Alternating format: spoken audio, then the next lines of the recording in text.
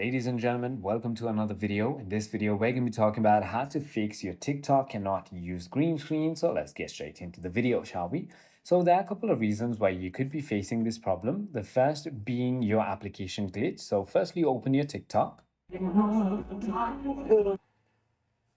Now you want to click on the profile icon on the bottom right of your screen and then click on the top right triple lines icon and proceed by clicking on settings and privacy. Now you want to scroll all the way down until you find free up space and tap on that and click on clear on the cache section. Now, once you've done that, it should go ahead and fix your problem. However, if it still doesn't, then it could be a potential permission error. Simply go ahead and open your settings, go all the way down to apps, and then you want to simply go ahead and look for TikTok.